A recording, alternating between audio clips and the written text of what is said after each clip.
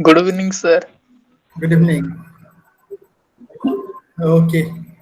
Uh, what is your next block we are supposed to talk about? It's on school as a social organization, isn't it?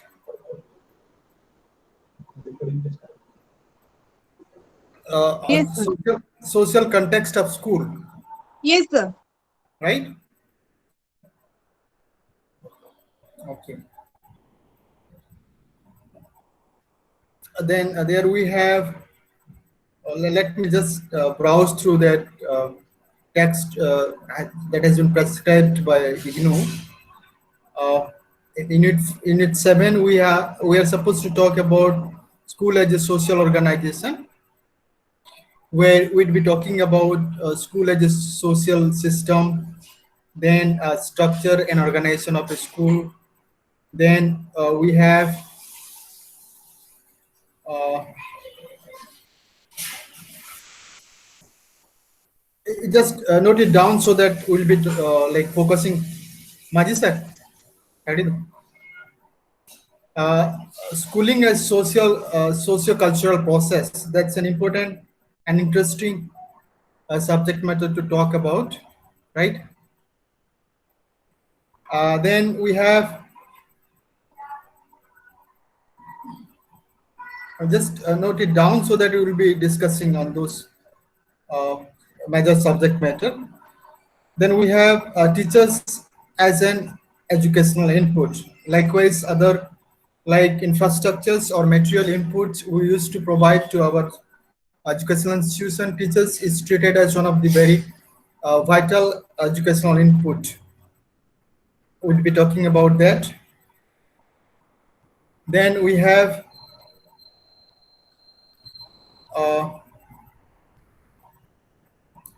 uh, teaching process. Sorry, teaching profession. Why we label teaching as a profession, not as a, other kind of like passion or like a kind of uh, on skill or like haphazard uh, affairs. It is labeled as a profession. Why is it so? We'll be talking about. Then we have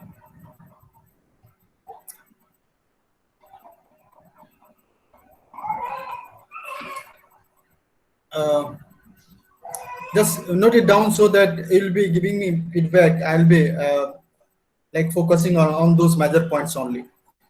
Then community participation in education. That's is again a very ground facts we are supposed to talk about and reflect. We'll have to reflect on that as well. Uh, I should have like prepared a outline of this text, but because of lack of time, I could not do that work, and that is why I'm browsing through this text, right? Uh, so again,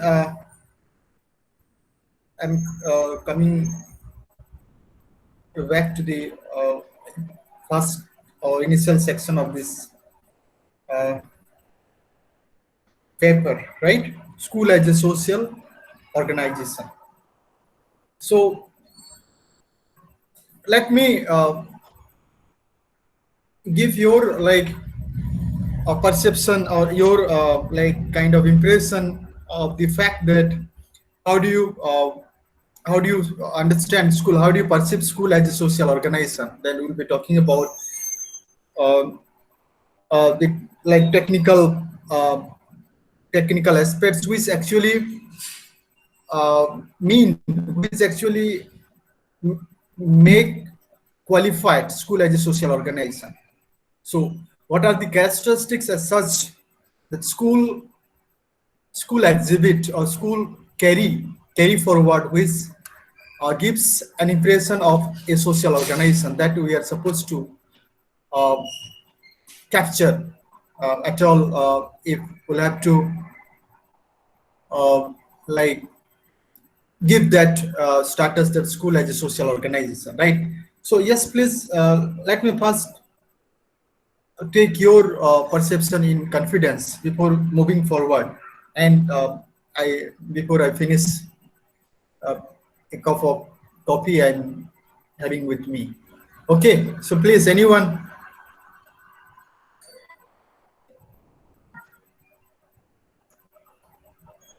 Yes, how, what matters, what characteristics as such school exhibitor, school carry, which makes a school as a social organization, or which school is treated as a social organization like other any other organization in our society.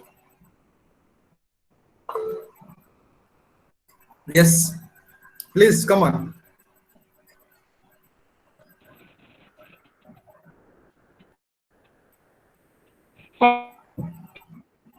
Yes,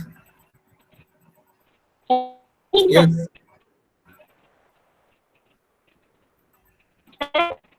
hmm. Yes, I'm listening. Tell me. Yes, sir. So school is a social organization because Hmm. at school students learn how to cooperate their friends and how to behave teachers. Um, Hmm. Due to this, school is a social organization. Social values learn from school. A student learn social values from schools. So school Hmm. is a social organization. Okay. So Okay. children uh, like develop social values, acquire social skills, and that is why that is a social organization, you mean, right? Yes, Precisely. yes, sir. Anyone else? Yes. Any other fellow we have would be reflecting on school as a social organization? Yes.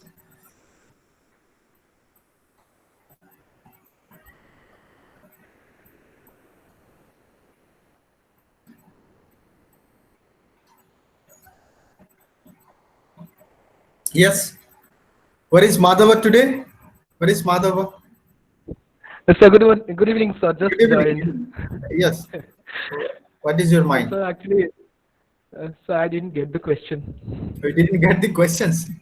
No, my question Sorry, sir. is that I always prefer to start any talk, any consultation with a set of questions. So before starting, likewise, I mean, as my normal approach, uh, like starting a class with the questions, I put a questions before you that um, while like addressing like subject matter or clarifying the facts which uh, which which makes or which create uh, an impression where we label that school as a social organization. So what is that actually? Which characteristics uh, like create that impression that school is a social organization at all? Like like any other organization we have, take for instance, okay, we have like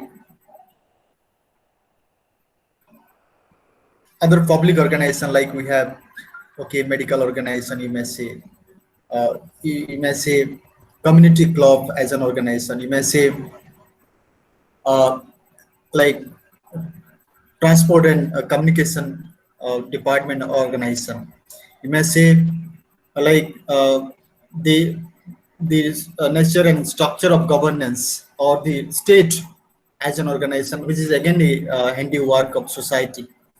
Likewise, so each of these organization uh, are is treated as a social organization because they give a kind of uh, a kind of they create a kind of social impression or a kind of impression which because of their nature of working, because of their nature of composition, first of all, nature of their composition, and the nature of their functioning, which uh, ultimately prove them as a social organization. So two important things uh, we are expected to keep in our mind to treat any like any agency or any unit as an organization of society. Those are the the composition of that unit, then the nature of functioning of that unit, second, third, probably, or third like character, major character is that the kind of relationship exists there or prevail there in that unit. So which is of course is a like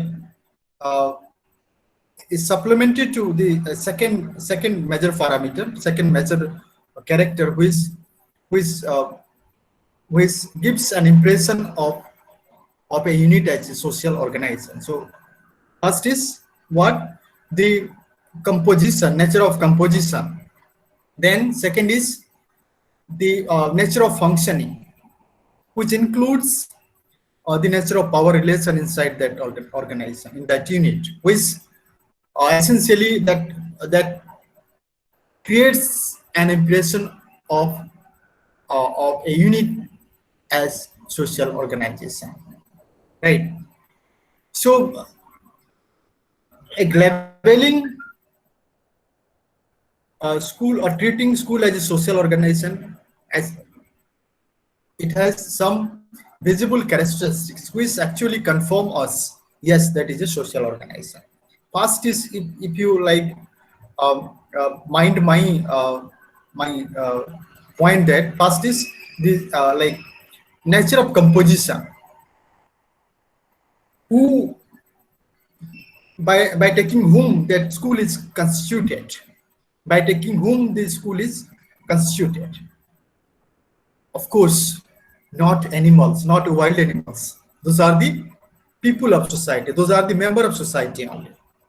First of all, there we have a member of society, of course, of different acts, of different experience, having different kind of exposure, having different responsibilities, but then the school is constituted with the members of society only. The first characteristics, which like creates an impression of a social organization, right? So that is organized by the member of a society only, right? Students, teachers, non-teaching staffs, or other like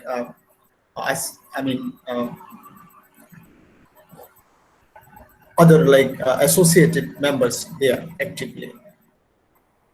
Taking them together, school is constituted, isn't it?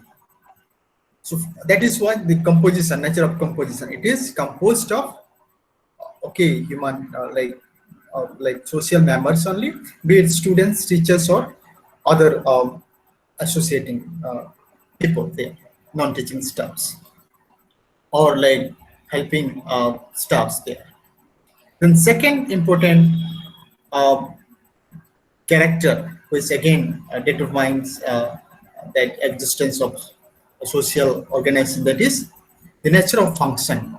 Nature of function. What does it do? What sort of responsibility is it discharges? It discharges. So what does it do? It is also visible. What does it do? As like Subhasri was perhaps Subhasri was telling that, what does, I mean, basically it uh, it develops and reproduces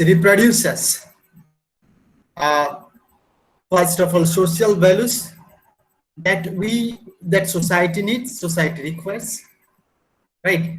So it deals with the values that larger society uh, essentially look for always, you know. So that is the function. The prime function is to like develop values or like promote values among the members, among the like immediate members of the school. So that is what first, developing social values or the required values uh, among the members and promoting it, like transforming those values. That is what one of the basic function of school, which actually gives the credit of becoming a social organization.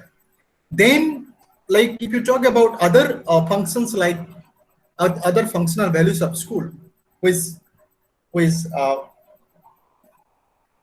which gives the status of a school as a social organization, is that besides so developing social values, it does help in acquiring uh, productive values, productive skills by the members of that school, per se, the students or teachers.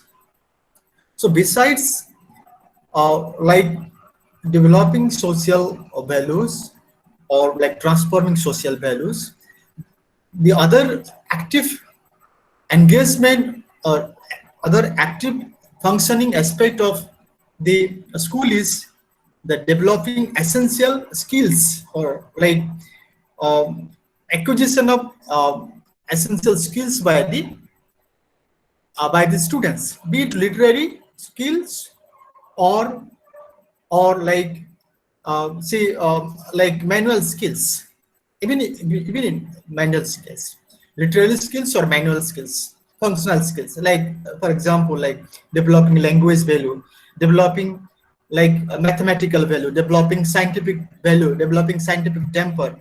This is what this actually some of them are uh, some of them are found visualized beyond social values, which actually which are to some extent, to a greater extent, are promoted or developed by school itself in the beginning of like um, or the education life of students, right? Then the third characteristics, which again confirm us that school as a social organization, that is the power relation within that structure of that organization, within the structure of that school. Now, a school doesn't uh, work in a very abrupt manner, or in a very like haphazard manner, or in a informal manner. That is why we did also school as a formal social organization, because it runs in a very formal setup. Like if you look at the school, I mean the our relation within the school, we have a hierarchy within that school. School is headed by a person who actually takes the major responsibility in the functioning of that school. We call that person is head of the school, or chief of the school, or the principal of the school. So that person takes the like top position of the hierarchy in that structure of the power relation. And whatever order, whatever direction is passed by the uh, top of the hierarchy, or the by the I mean, authority of the organization, or like the head of the organization, is complied, is followed by the rest of the ladder of the organization, that is at the intermediate level or at the bottom level, without fail. Rest of the ladders are supposed to comply with the direction, comply with the instruction, comply with the order of uh, the uh, the, the leader, or the principal, or the head of the organization.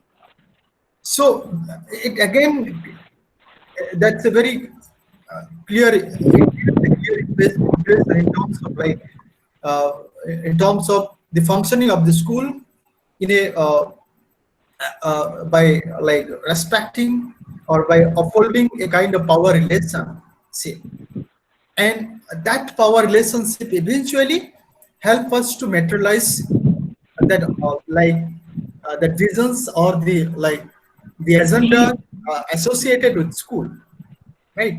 So these three characteristics, again I'm repeating. The first one is the the composition, nature of the composition of the school. Second is the nature of functioning. Third is the nature of power relationship. These three major characteristics, living characteristics, uh, gives us an ample evidences which actually confirm us that yes, that is something, that is a social organization, nothing else, which eventually like contributes in the functioning of the society. That is why it is labeled as social organization, right? This is what actually the gist of the unit 7, what I shared before you just now. But then within this sub, let me just read out those points. You may like uh, you may ask me if you would like to clarify more on that. Like as a part of school as a social organization, we have like aspects like social structure, functioning of school, as I have like given an outline of that. Then elementary school, they are like they have given sites for like given instances where we can see this kind of like characteristic. You go to elementary school, you go to secondary school, you'll get that structure. You get those, you'll have that impression, or you'll have those characteristics, right? The composition or the nature of functioning, and the kind of power relationship in the school maintains, right? uh, then we have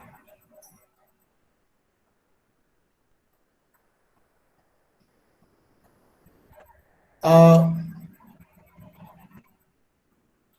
yes, if anyone would like, do you have text with you, students?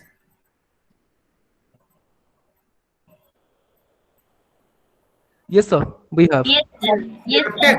So let me side by side ask wherever you find difficulty, okay? Because I'm a bit going fast. I'll not go so details, eh? Simply because I'm not feeling comfortable in such a humid condition, and already I'm I'm feeling retired hot. No, spending so much of time in. But I should not tell all this thing, but like I should share also. Yes, any difficulty in unit 7 you'd like to clarify?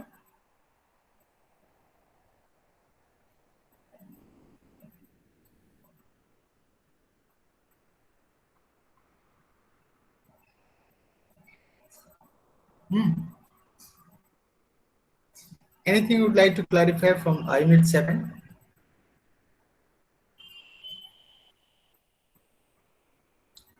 Then we'll go to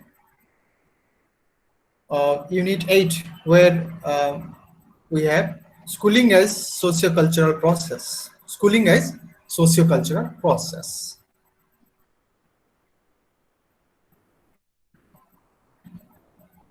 Schooling. Again, the same thing comes to our mind. What do we do in school? It is called as socio-cultural process, nothing else. So what we do in school is that is socio-cultural process. How? How it is socio-cultural process? You feel? Tell me. So it is Yes, called man.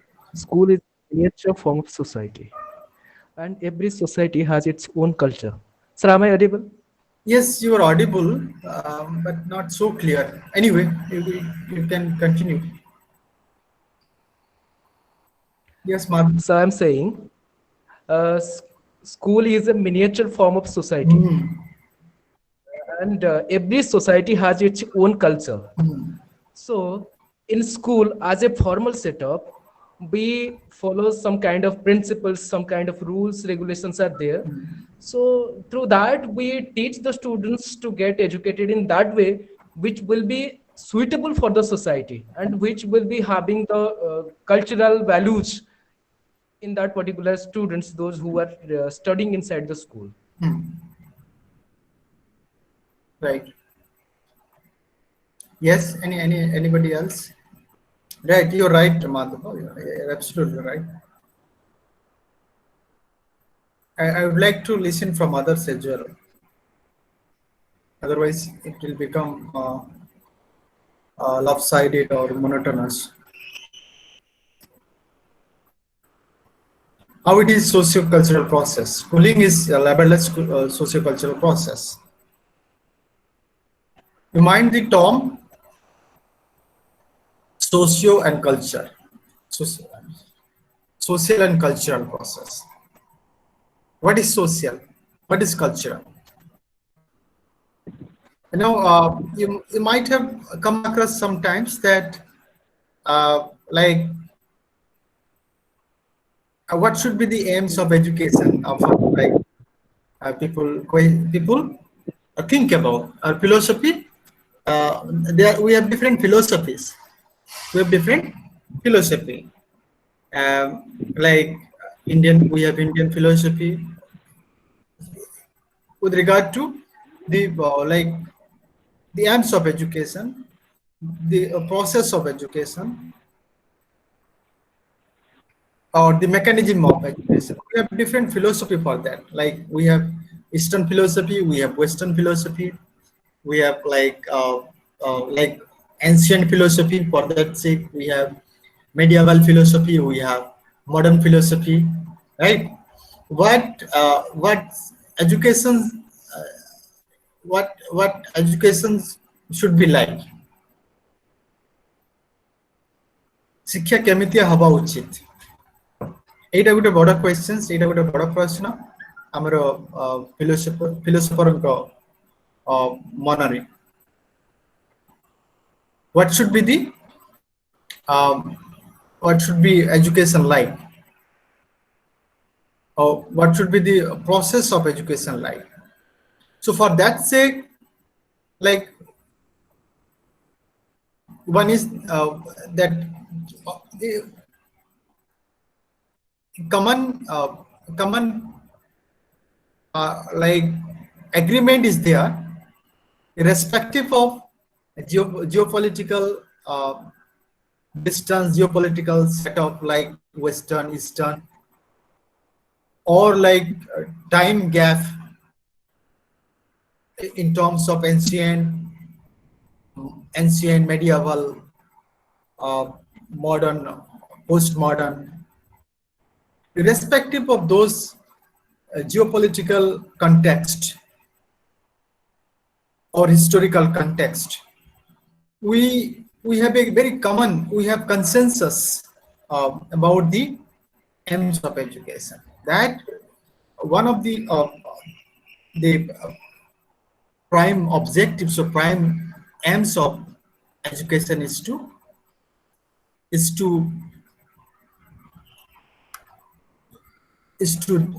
develop social values, is to promote social values, is to enrich social values, transform social values. And by doing so, we are also like promoting our culture. We are respecting our culture. We are enriching our culture. We are like transmitting our culture from generation to generation. And that's what exactly school is supposed to do. It was there in like ancient time, wherever there was an attempt of giving education to the people by the society. It was there during medieval period. It was there in. It is there in modern. It is there in also in postmodern, and it is there in Western. It is there in Eastern as well. So this is what actually uh, school is supposed to look for. So school is supposed to uh, ensure, right? So these aims of it, I mean, when there was attempts and where there were attempts of organizing or bringing like school like setups. Primarily these are guided, school are guided to like to materialize those aims which have been thought of despite of geopolitical and historical context or like differences or right. So that is what always those, I mean, those ends or those objectives are always are the priority, supposed to be priority on the part of school. And like in doing so, or the very nature of functioning in Sir, metrolize. Yes, I have a question. yes. Sir, how school promotes culture? I'll come to that point. Just I'm giving a kind of outline, no? I'll come to that point. So Okay, the sir. point was that like we say that school is socio-cultural process. Now when this responsibility, these responsibilities are assigned to a school or entrusted to a school, then school is supposed to materialize this like this responsibilities, and the very nature of materializing these responsibilities is what we call socio-cultural process, right? So the fellow put a question that how does a school like promote culture? How does a school like transform culture or like transmit culture? How? So I'll come to that answer by like putting a questions to you. What do you mean by culture? Let me first tell. What do you mean by culture? Sir, all the traditional values running in Like, society. if you put in concrete term, what is that culture? Yes. To whom we say culture?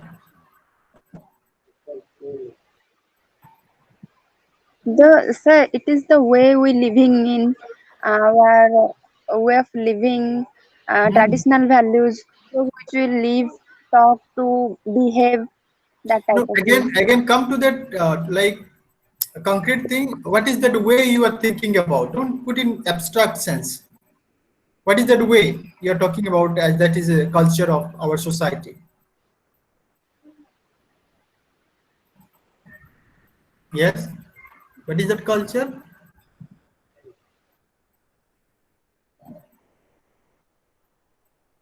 culture of respect, culture of love, culture of cooperation, culture of like fooding, culture of culture of culture of economy, trade and commerce, like culture of doing economic activities, like culture of culture of medicine, a culture of culture of like providing medical services, culture of culture of cooperation. This is what we call The culture. corporate So respecting or like cooperation, or say like compassion. brother. These are what I mean. We are not living in a like in a like uh, unregulated uh, unregulated society, as like wild animals live. Wild animals, they have their own culture. They too take care of their uh, their their kids. Likewise, we take care of our kids. We take care of our fellow being. We take care of our society. We take care of our state and nation. So, like respecting, cooperating, fellow feeling, like compassion, love, affections. These are all culture, right? So, suppose in school, if you like, if you intend to promote culture of respect, culture of cooperation, what do we do? If anyone, if any member, student, teacher, or any other member in school deviate from the very principle of respect, what to whom we say respect, understanding other, respecting their rights, their concerns, their values. That is what respect. When you understand other, when you like give a space to other, when you create a space for other to live, or to live and let other live. So when it is ensured in school, when it is promoted in school,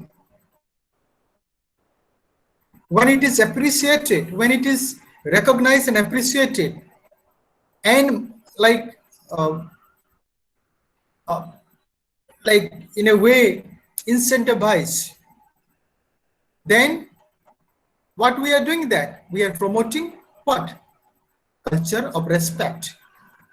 No, anyone deviates by not respecting others, not respecting other views, not respecting other concerns, not respecting others' rights or other feeling. School does not promote that. School is supposed to afford that. School is supposed to encourage to like develop that sense of respect, sense of living together, because that we need, because that we really we like, that's a very fundamental need of the society. So that is expected to be promoted, expected to be given a proper shape, given a kind of confidence, confidence in the mind of in the mind and hearts of the children, growing children there. And when it is accepted without any deviation by the member, be it student, teacher, or the other member, then what we are doing ultimately, we are doing it, what do you call that in terms, that is a socio-cultural process, because that is our culture. That is our culture of the larger society. Larger society expect that you should have that kind of value within you if you have to live a like acceptable life in larger society. So that is promoted. That is given a proper shape therein school. That is how culture is being promoted, is being transformed, is being enriched in school, right? I don't know how much it is being in practice, but that is what school is supposed to do. School is expected to do, and that is for what school is meant, right? So this is what actually the main like motto of this unit 8, when you say schooling as a socio-cultural process. If I come to a point here, socio-cultural reproduction. Socio-cultural reproduction. There we have many sociological perspectives as where school is treated as a social organization which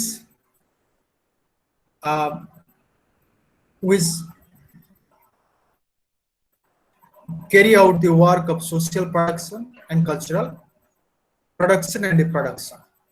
What is that social production? Social productions is that what society wish on the part of an individual to be or to become like. School carry forwards that, or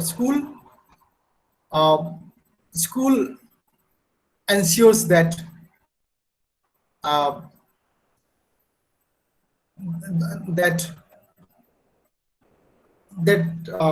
that things to happen, or that like schools materializes that wish of the society, right? Now think about yourself. If you are not put in a school-like situation, if you are not put like in a, or if you are not placed in a situation like a society, your society where you are living, then what would have been your behavior like?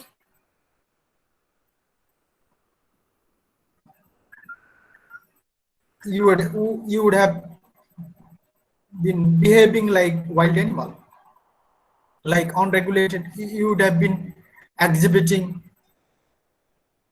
a kind of unacceptable behaviors. So now so in the name of social production means you are a social production. If I tell you are at this S is a social production, what you are today is mostly influenced by school, and that is what society wishes for, and that is what exactly we call social production and reproduction. So it is like today, if you are there, your children will be there. After some time gap, then your grandchildren will be there. So that's the social production and reproduction is a continuous process that we have been witnessing since the organized attempt of education in the name of schooling. So likewise, we do also cultural production and reproduction. So in the name of social production and reproduction, what we are doing? We are producing and reproducing our own culture, right? Sometimes in a very redundant manner. What is today, we are like exactly we are carrying forward tomorrow. But sometimes we are like taking like situation into cognizance. We are trying to make things better. So thereby we are transforming, we are enriching our the status quo. We are enriching the present. We are trying to enrich the present culture. So there we are reproducing our culture, right? So for example, in a sociological context, if you say how we reproduce culture, right? Produce and reproduce culture, like, okay, when it is told you that, when it is expected you that you should behave a like a human being inside school, a like a a sincere member of your society, right? So there what we do, cultural reproduction. In, like, for example, like, take for example of like cultural reproduction, cultural production and cultural reproduction. There was a time like that getting access to school itself was not so common, not so common. There was a feeling of, or there was a kind of tradition within the educational practices, and also in the minds of people that there are some section of our society, they are supposed to they have the privilege to get education, they are privileged to have knowledge, they are privileged to have knowledge base and carry forward it. And there are some members of our like society, they are underprivileged, they are not supposed to get formal education, they are not supposed to like have knowledge base. That was a kind of culture, but by the passage of time, in the recent time only, 70 years, 70, 80 years back only, we felt that no, that is not the very idea of education in human civilization or human society.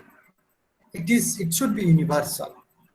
If that is an intention, if that is the kind of an invention, or is kind of like platform, school as a platform, then it should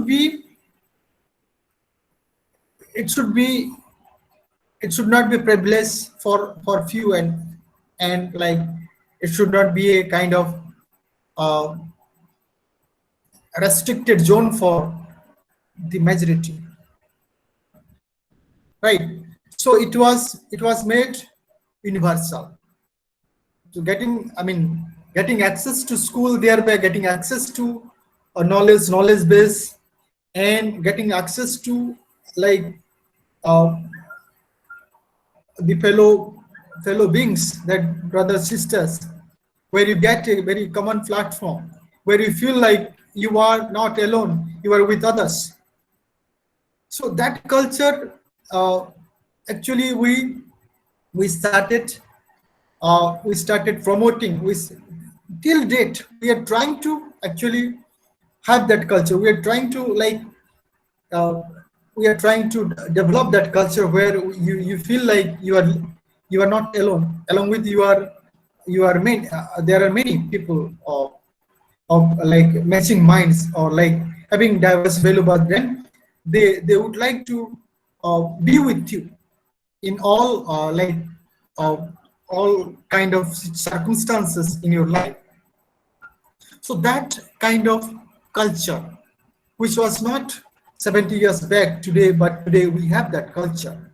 So the kind of cultural production and reproduction was something different 70 years back, but today we have a different set of approaches, different set of like process, which actually meant for, which are actually directed to or enrich our like somehow somehow uh, how do you put it, somehow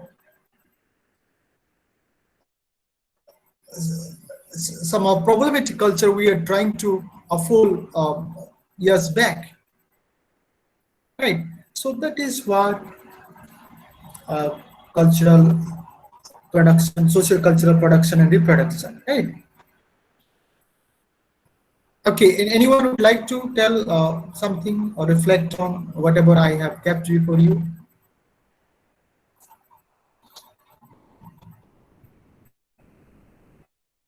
Yes.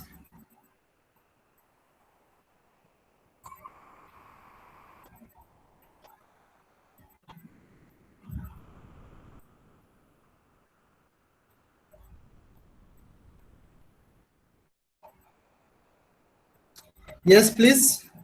Students, anything? You keep some points, if not questions. You add something so that will make discussion more like insightful or more meaningful. I'm going through the text. Teaching profession. 9 I have left, perhaps.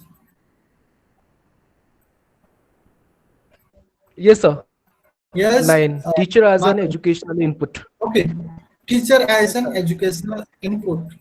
Yes, Madhav, you tell. You are a teacher, if I am correct. How you are an Yes, sir. input? Tell me, dear. Tell us, other fellows, as well, how you are a teacher. We believe that you are an input to a school. You are input to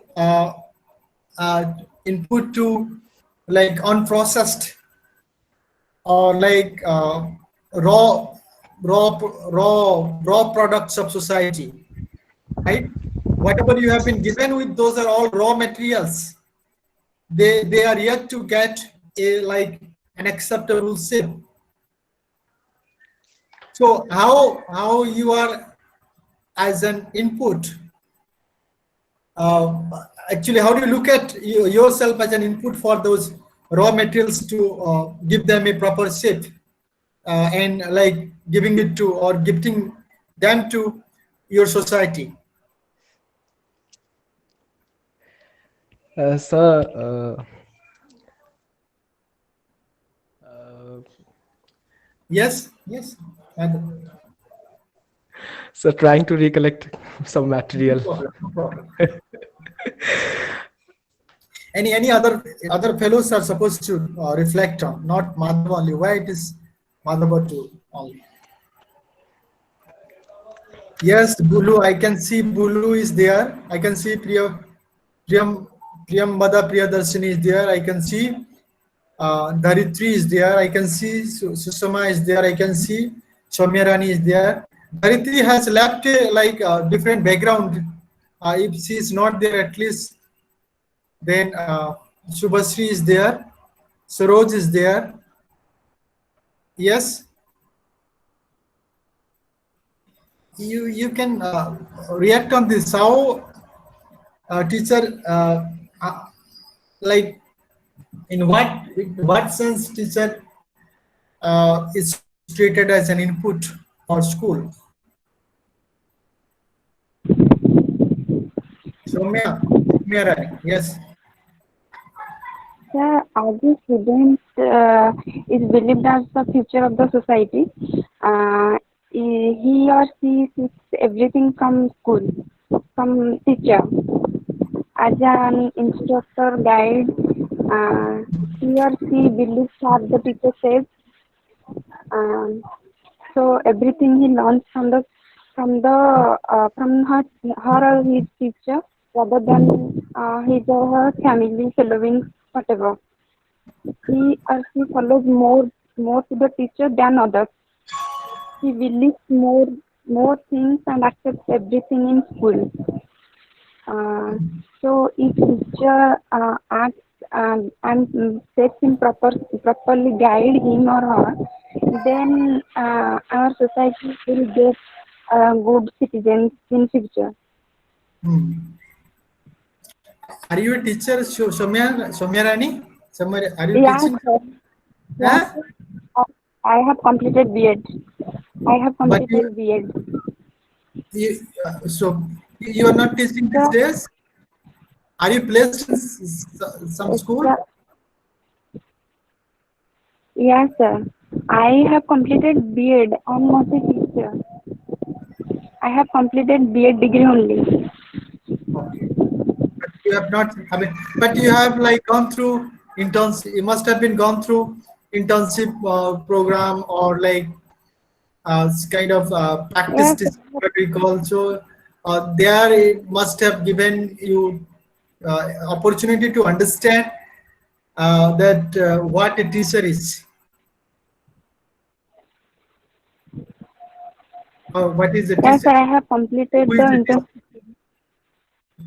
who is a teacher. Teacher is an input.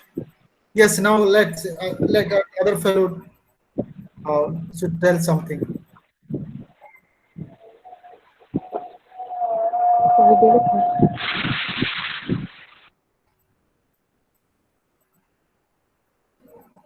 Madhava, where are you? So Hello. I am completely agree with Somya Rani, and she Okay, actually nicely explained the things that was in my mind. I agree to her. okay, I have no more points. right, okay, okay. Uh, like from if you can start with uh, technical thing, like to whom we say input. Inputs implies outputs. The other side of the input is that is output, right?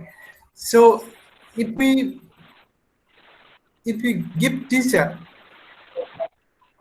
uh, as a kind of addition or as a kind of input in school, that means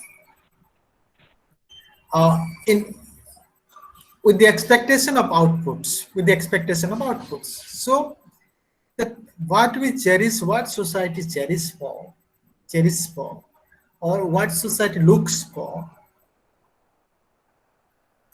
who is supposed to take that responsibility? Not the materials thing. Material walls and materials arrangement in that school, they do not work themselves, right? Even human resources, like the teachers' inputs, they also sometimes uh, do not work themselves until and unless they are regulated, they are asked to do something. But then likewise material input, see kind of like you have a concrete building, concrete house, you have classroom, you have okay, uh, you have a textbook, you have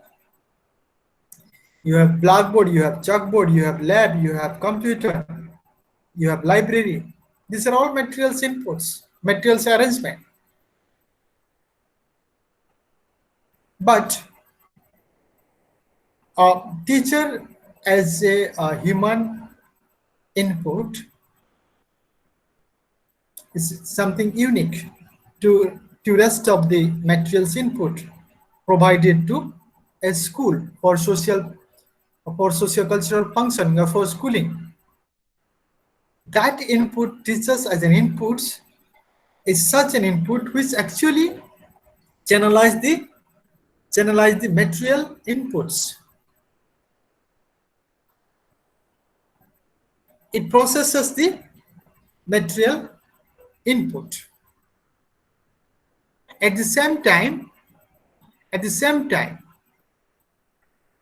teachers guards the ultimate means. Teachers ensures as an input, teachers ensures the ultimate means or the adequate means that we are supposed to adopt, so that that means takes us towards the desired desired aims, desired which actually fulfills the desired agenda. Desired agenda of whom? Desired agenda of society. So teacher in that sense as an input, it it materializes, sorry, it uh, generalizes the materials arrangement, materials and inputs within the school, which help us in the form of a means to going going closer to the ultimate aims, or like moving towards the ultimate aims of aims behind the creation of the school, behind the organization, behind the social organization in the name of school, right? And at the same time, it also as an input or guards one's own behavior, guards the behavior of others. Others means the children.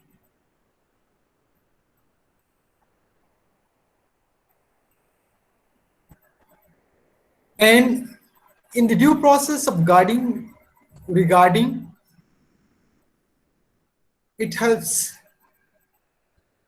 the ever learning or ever learning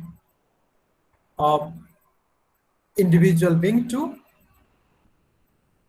bring necessary behavioral change, necessary changes within himself or herself, right? So that is what, or that is how where I was actually just I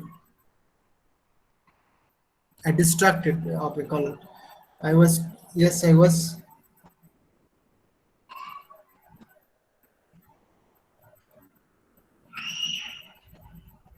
Yes, as an input. So that is how actually teacher is an invaluable input for school, which doesn't have which cannot be matched with any other inputs, neither material or like any other non-materials input, right? You may take example of non-material, like, okay, you are connected with um, the like library, or connected with the um, resources of knowledge and informations uh, to a distance, to a like up to a far distance, that you can do,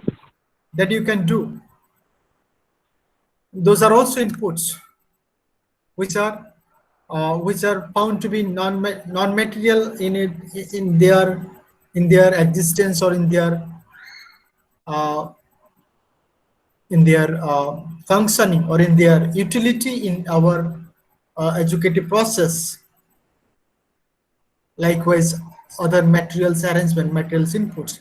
But teacher is an input in that sense, which is unique in its nature, which actually um, generalizes rest of the inputs, be it material or even non-material, like as I told you, like if you have a like programmed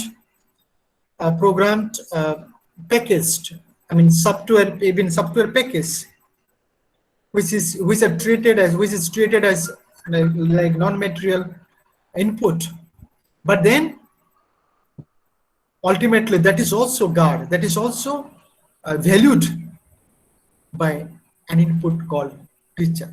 So in that sense, teacher is something and invaluable, something unmatched input to school,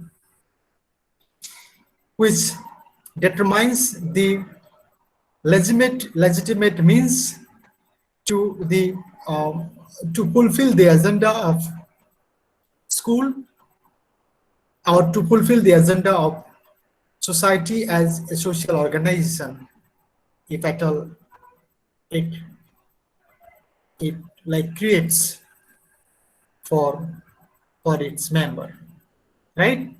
That is what I wanted to emphasize. Then anything else you would like to give, Madhava? So we are done. We understood it. Highly satisfied, sir. Okay, thank you. Anyone would like to add there?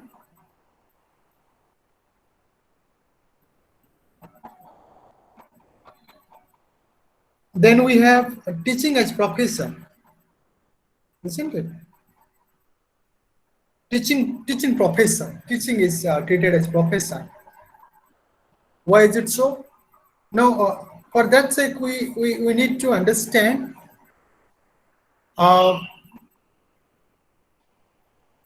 what are the characteristics of a profession, right? We have different profession, like if you take the name profession of an engineer, profession of a defense personnel, profession of a doctor, profession of a farmer, profession of a scientist. They have their own characteristics. They have their own ethics. They have their own guiding principles. And then only they are given with this status. They have been given with the identity of profession, right? So mind my words that every profession has its own characteristics in the form of the knowledge base, in the form of skills, in the form of ethics, in the form of principles. These are the four major characteristics of any profession.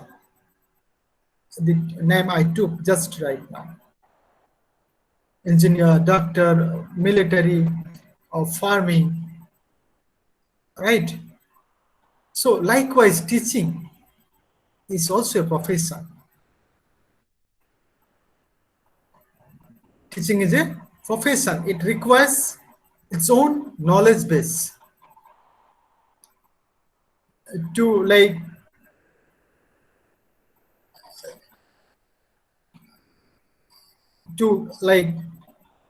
be into teaching, or teaching as profession. One is to have the proper required knowledge based, required basis of knowledge, then required basis of skills, then required ethics that the profession has to have some principle, guiding principle as well.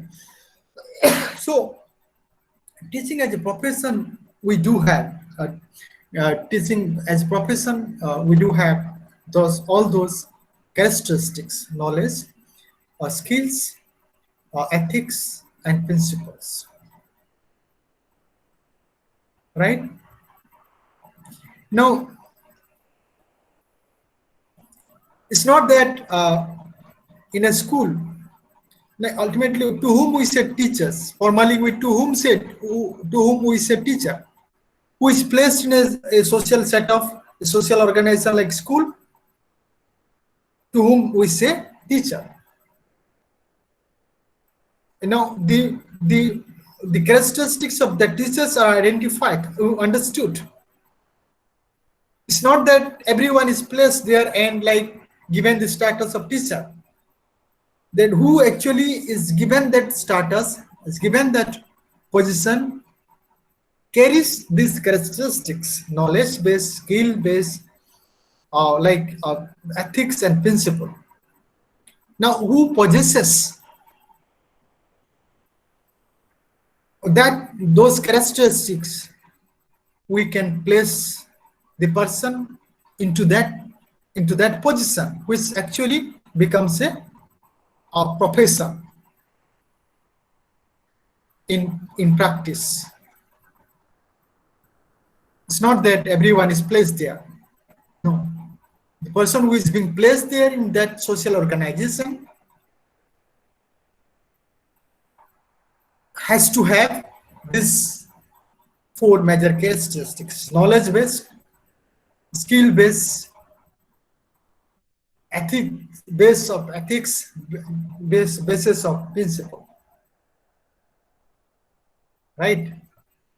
So when we are again all the times guided by these four major characteristics, being in teaching profession, we see hope, we see a kind of meaning, we see a kind of productivity in school as a socio-cultural organization or social organization, right? So that is why teaching is also treated as profession like others, right? Okay.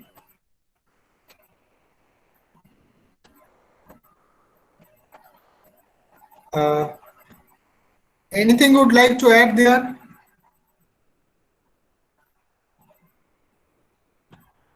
Yes.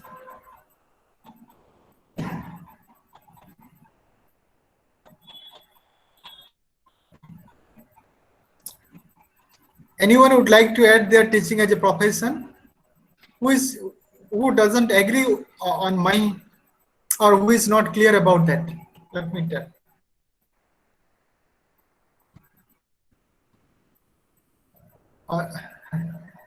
Let me give a feedback. At least you have understood the subject matter. Teaching as a profession.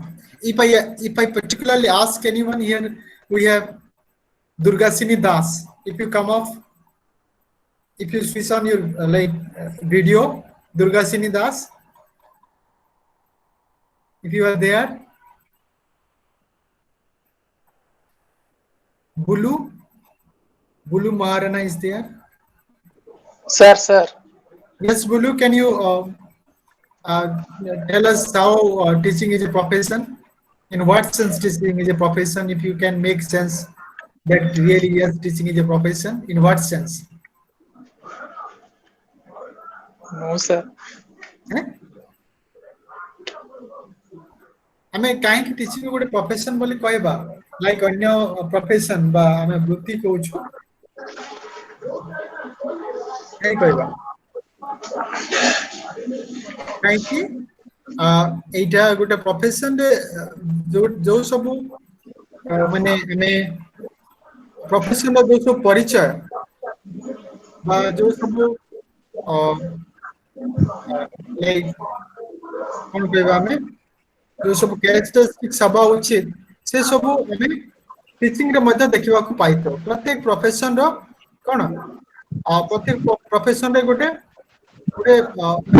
आवश्यकता रही छै ज्ञान या कुछ ज्ञान रे आवश्यकता रही छै सेठी निर्दिष्ट स्किल रो मध्य आवश्यकता रही छै से स्किल व्यतीत सेठी आउ दिटा माने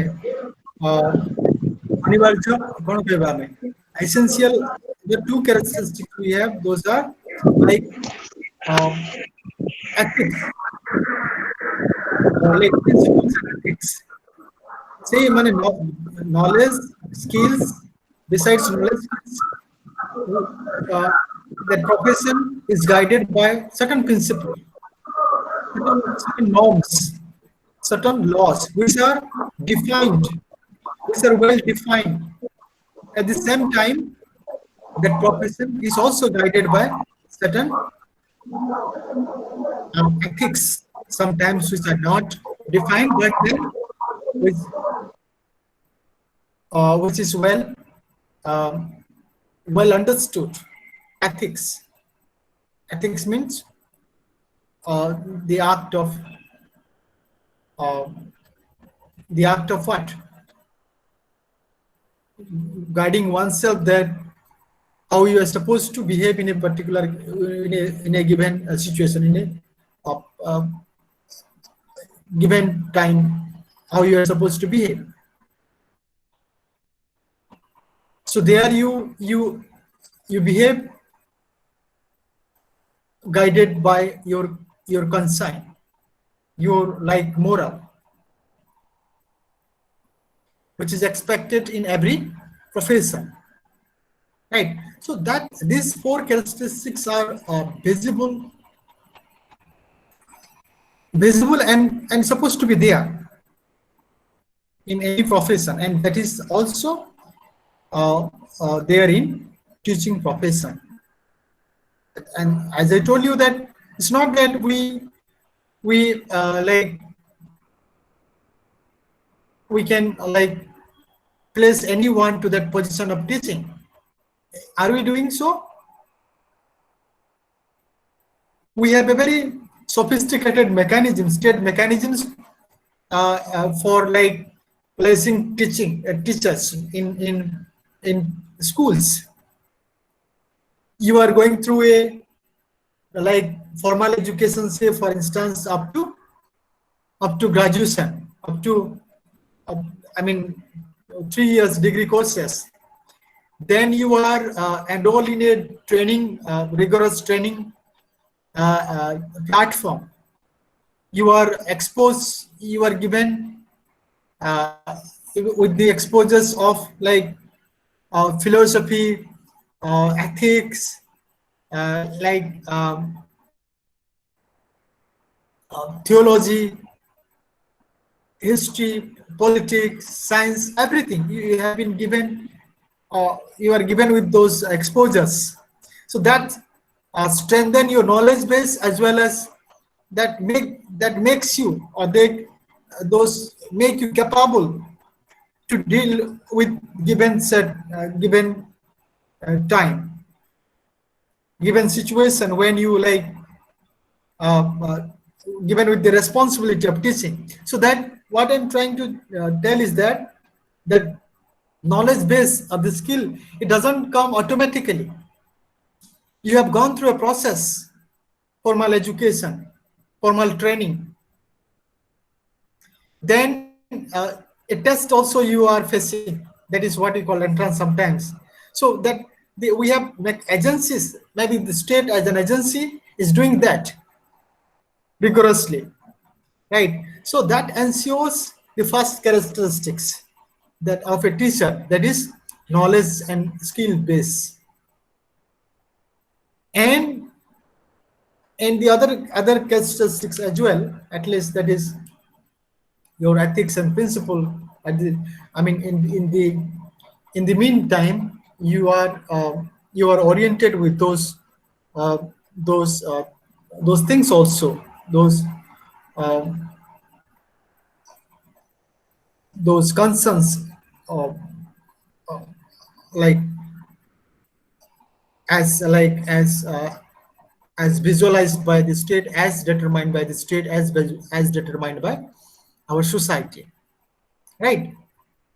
So we are going through that process, and then only we are getting a chance of placement in school, and then eventually like you are given with the status of a teacher, as teaching as a profession. It's not that everyone is placed there. No, it's not like that. The person who is placed there has gone through a process, right? So that is why it is a teaching is a profession in that sense. Okay. What else is left there? Okay, then we have community participation in education. Community participation in education. So it's not that schooling or sociocultural process in school is a kind of like independent responsibility of teacher, independent responsibility of the state.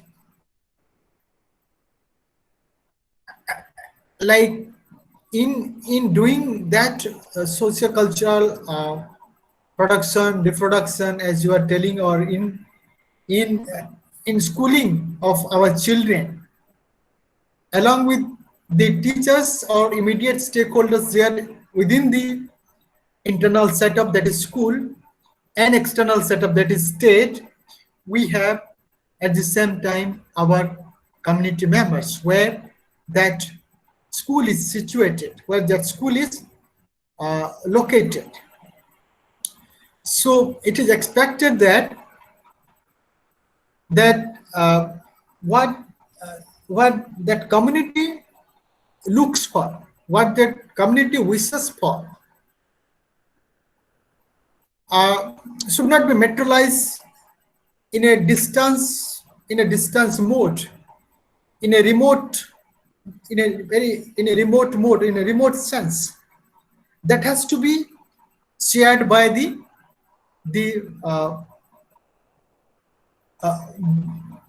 community who wishes, or which looks for something to happen. So it is with their confidence. It is their, I mean, that school, whatever school does, whatever school like carries forward, that all is supposed to happen with the involvement of community as far as possible, as far as possible, right? So that is why community involvement is found to be essential, one of the essential condition, essential like essential input, like teacher and other materials inputs. We also have like community involvement, if not in a remote sense, but in a very active sense. We expect that community should involve in the affairs of the school. Therefore, we have like a kind of a modification, a kind of changes we have brought uh, uh, since 2000 onwards, in the 21st century, in the beginning of 21st century. That is when we launched this national flagship programs called Sarva Shiksha Vision, under the like policy that is universalization of elementary education, where actually we kept provisions for universalization of elementary education, that that in every elementary school there should be a school, what do you call that, school management committee or like school managing committee. It was earlier told as school managing committee, right? SMC. Today it is called as school management committee for elementary education, and for secondary school, for secondary education we have SMDC, school development and management committee. Now, what is the composition of this committee? If you try to understand, most of the members are from the community members, besides teachers as ex officio members of that committee. School managing committee, prior to this act, Right to Education Act 2009, we had school managing committee, but after Right to Education Act 2009, we have school management committee. Bit brought, I mean, little change has been brought there, but today we have school management committee for elementary education. For secondary education, we have school management and development committee, and the composition of that committee and the the nature of taking decision and executing this decision or the plan is mostly taken care of by the community members, right? And that and their participation in that sense is visible and also found to be very productive in materializing the ultimate aims, in materializing the ultimate agenda of school, ultimate agenda of the social organization, that is school, right? So that is um, what the subject matter of this unit 11, community participation in education. So today the community members are authorized to look into the affairs of all affairs of the school, what they are doing, what they are not able to do, what are the requirements, what extent that the community can or the government can uh, help, in what ways government can help. So everything is taken care of, can be taken care of by the community members by virtue of this act, that is Right to Education Act 2009. Prior to that also it was there, but it has become more productive, more meaningful, more visible after this commencement of this Act 2000, or effect of this Act 2009, a Right to Education Act, and your Rashtriya Madhyamik Shiksha Abhiyan 2011. There also we have a kind of uh, act, it not by the constitution but the act, that is a kind of um, statutory decision by the government of India, right? So everywhere their presence is felt, and their presence is found to be essential input in the what in the functioning of the school, right?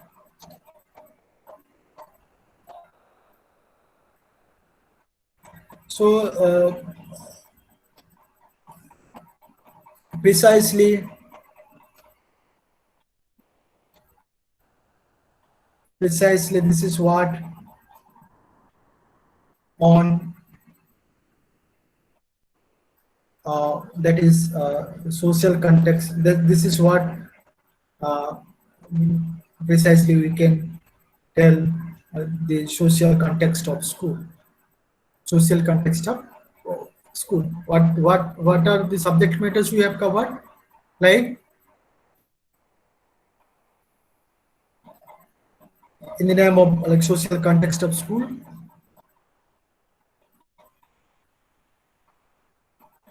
how it is a, how school is a social organization. It's not that it is, that is an organization uh, which is created by someone else, or like uh, is something it's created by alien, but only by the our members of our society. So that is handiwork of society, and that is why that is a social organization by its composition and by the nature of functioning, and the very nature of functioning and the very nature of power or relation there in school gives an impression or creates an impression that is a that it has social context only, it has social purpose only, right? It fulfills the social purpose, and that is what the social context of school. School is not, cannot be diverse from the social purpose, social social wishes, social agenda. So that is one of the social context of school. Then beyond that, like other social context, if you talk about like in terms of that the acts it's carry it engage with, primarily those are social in nature. Like when you talk about social production, or cultural production or their reproduction. Those are all social in nature. Now, if you talk about like the other things like the responsibilities we are giving or the inputs we are giving in the name of teachers, they are the agents. They are the agents of society. They are the agents of society, and and the agenda is very clear. The like objectives are very clear, defined, well defined. What they are supposed to do or what they are doing are well defined. So again, that is also the social context. Teachers' input and the functioning of teachers is in congruence with the agenda of society. So teacher is simply an agent there. It works as an agent. Teacher works just like an agent there. So again, that is so addition of teacher within the societies. Again, that is a very clear agent. I mean, social context of education. Then the other things associated with the teachers, like the principles that teacher is supposed to uh, obey, is supposed to comply with, the ethics the teacher is supposed to comply with or obey, are again are determined, are decided by society, decided by we, decided by us, right? So again, that is not in isolation with society. Again, that is a social context of teacher, social context of education. Then like for, I mean, ensuring everything's there happen uh, in complying to the wish, in complying with the agenda of society. Ultimately, the members of society are directly or indirectly, actively or dormantly or passively, they are engaged. Their presence is felt. Is felt. So what is happening is there, that is in confidence of the community members only, community only. It's not all the times in the confidence of teacher. It might be happening in majority of cases, but ideally that has to happen in the confidence of the community. We cannot even we cannot dare to blame like anything, any like mishappening, uh, uh, any mishap happened there in school, or any unexpected situation is created, untoward situation is created there. We cannot altogether blame to teacher or like the internal members, because their community members is also actively or is supposed to be supposed to be supposed to be with the each and every act of the individual teacher, each and every act and course of action of the school. So every like uh, affair is possible or should be should be should be done or should be given shape in the confidence of this community member presence there. So in that sense, uh, like school has school is a school is holistically, if you see, that is a social context only. School is a social context only, nothing else.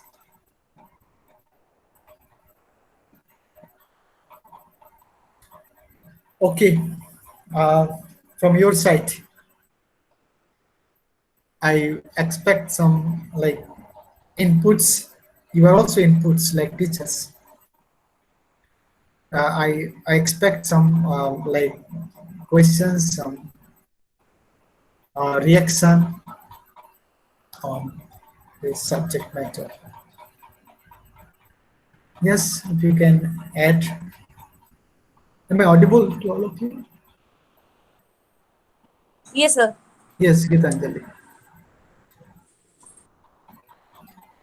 Or else we'll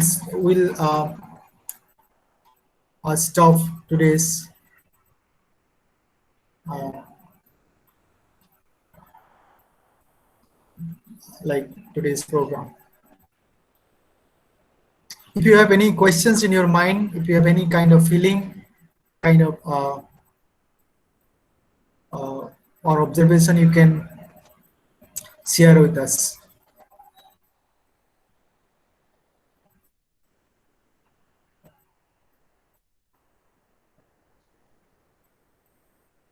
Madhava, yes. So, if you are asking about observation about these things, I would say, sir, there is actually some kind of different picture in real place. We do not see the participation of community there. So community is, separately working with something, and school is totally separated from the community.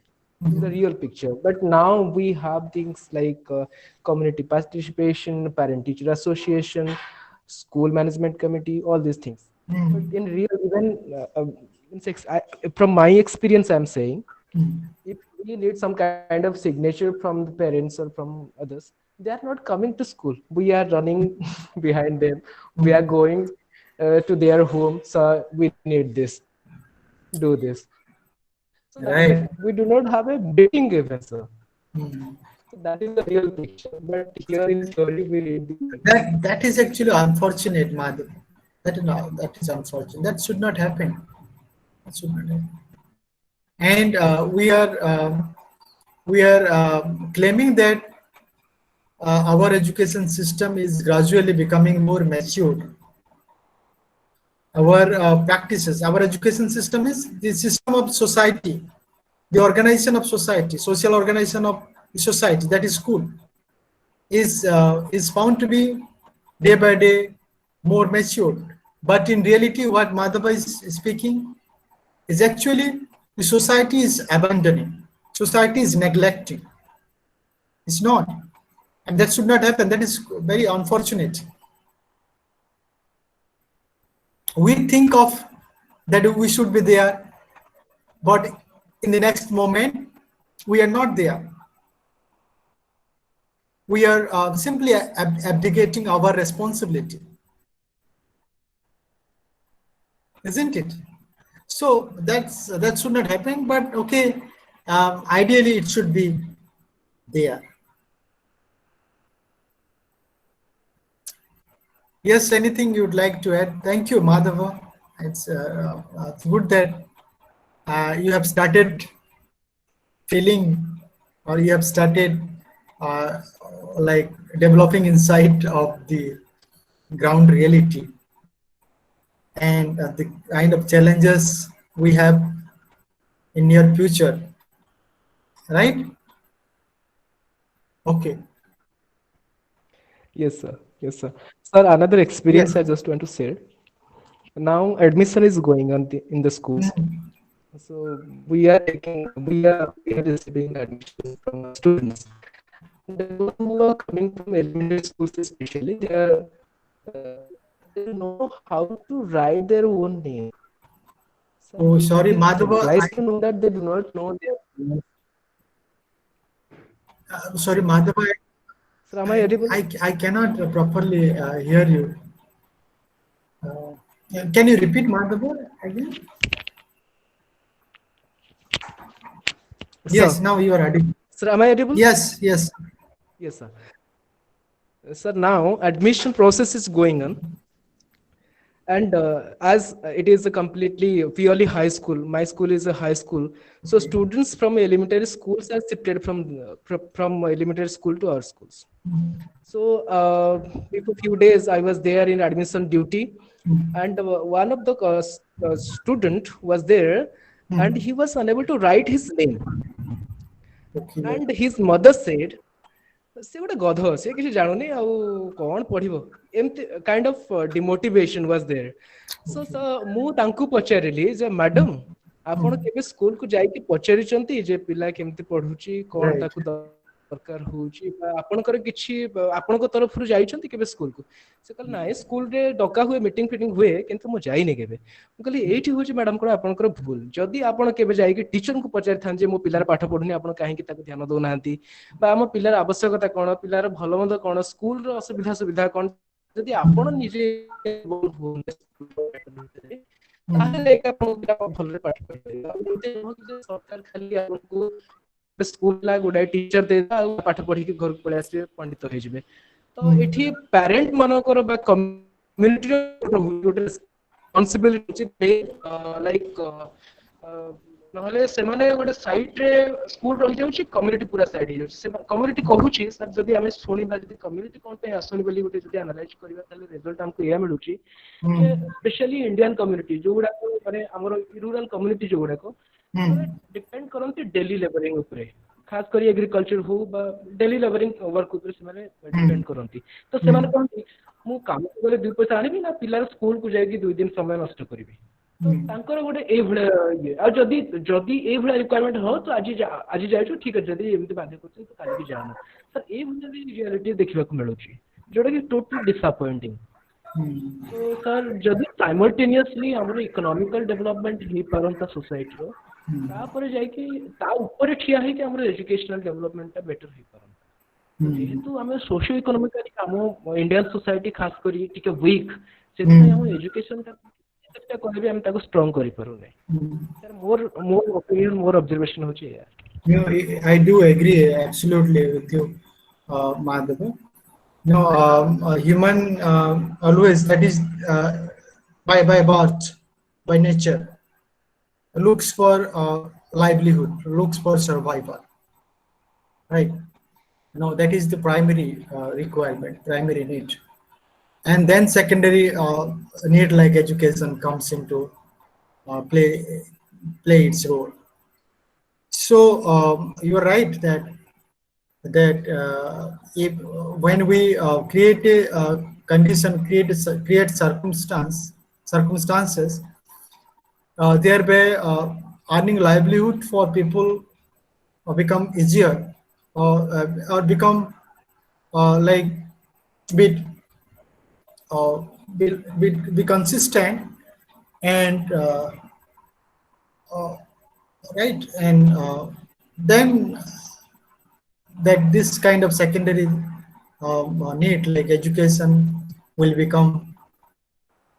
uh, become more meaningful, become more like interesting value in one's own life. Otherwise, as you rightly pointed out, that you're rightly pointing out that it doesn't bother people, it doesn't like attract people, that yes, I should think about education, I should think about like the societal affairs or the national politics, national affairs. So I don't mind if I cannot like serve my belly. I have to look for that first. I have to survive. Right? So you're right that we should create like a kind of reliable, consistent livelihood supporting circumstances. Then this thing will be like relatively this problem would be addressed to a great extent. I believe you are right. Yes.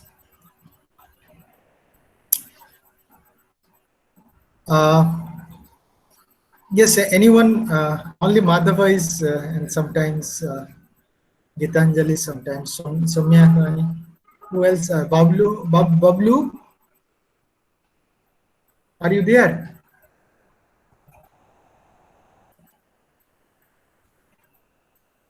And Saroj is remaining silent, I can see.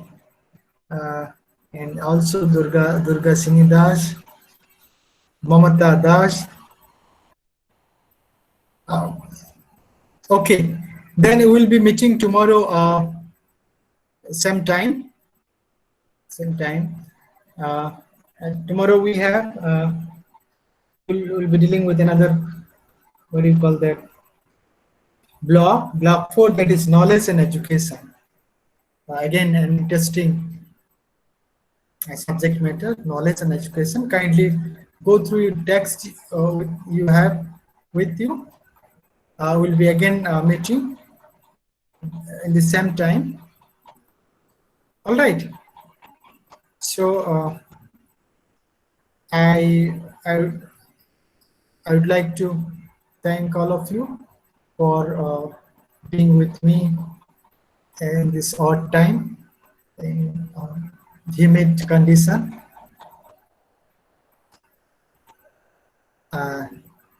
So thank you very much. We'll be meeting once again tomorrow. I'm closing this program for the day. All right. All right, sir. Thank you. Thank you very much. Thank you. Thank you, sir. Yeah. Thank you, sir. Thank you, sir.